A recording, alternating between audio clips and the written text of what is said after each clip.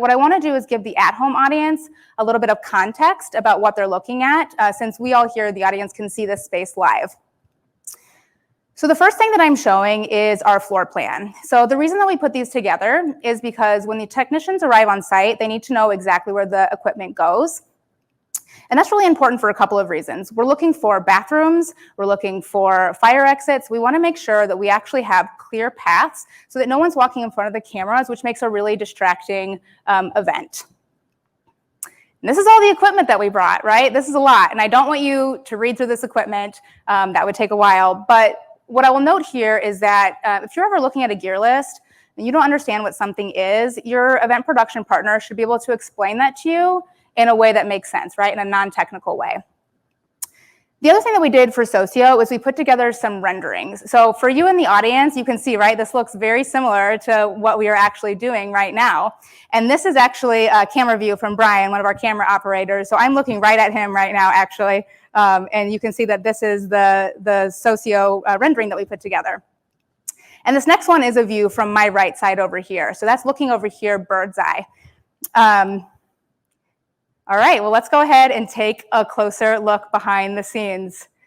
All right, we are using an iPhone to make this happen, which I think is a very, very cool way to do this. So I'm gonna come over here, Kara, and you're gonna show the entire at-home audience. I'm gonna try and move slowly so we don't get too choppy. This is our audience behind us, right? Wave audience, right?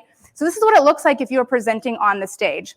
So Kara, if you look down, you're gonna look at 3 different things right here. So this first thing that you're looking at is going to be our confidence monitor or comfort monitor. And that really is exactly what it sounds like. It has notes, it has the slides, so that when you're on stage, you know what your words are that you're supposed to be using.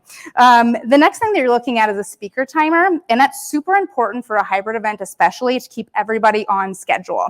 It doesn't, play music or pull you off, but it tells you to stay on time. And then this right here is a speaker. And when you're talking to virtual panelists or speakers, this is where their audio comes up to make it very clear while you're on stage so that you can have a two-way conversation that is very clear and concise. So I'm gonna move over here this way. And so this monitor right here that you're looking at, this is going to be a live feed. And so what this is used for is actually pulling the remote presenters up so that it sort of feels like you're on stage with them, and so the audience can actually see them as well. We've got our audience camera right here. This is Chad on the camera audience. So this is used so that really you can get a view of everybody out here, so that at home, you really feel like you're a part of the event.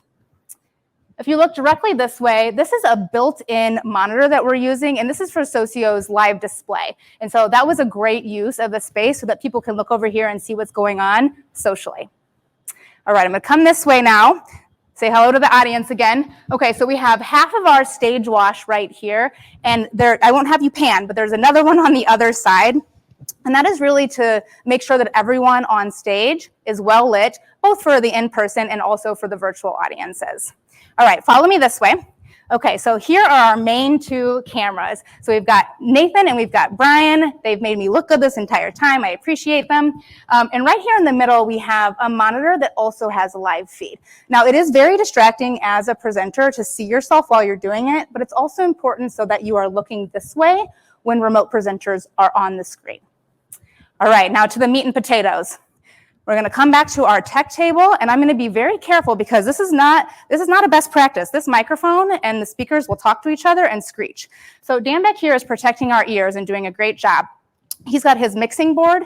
He's really running audio both in here, in the room, and then also for the remote attendees, making sure there's no looping, which is when it's an echo when you hear yourself, and making sure that you don't actually have any feedback. Over here, we have Eric, who is our video engineer, and you can see that he has a bunch of little cameras. Can you see it? I'm gonna stand this way. You're a great camera operator. The crew would tell you that. Okay, so he has a bunch of different monitor views of all of the cameras, and he's got a headset on to make sure that he can talk to each operator and say, here's the next shot that's coming.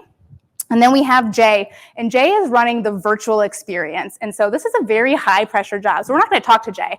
But what Jay is doing is making sure that all the presenters can come on, that all the videos are playing.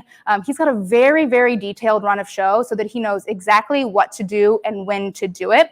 He's also got a backup internet source right here. This is a best practice. If for some reason the internet crashes in here, there's no event, right? So it's gonna switch automatically to that.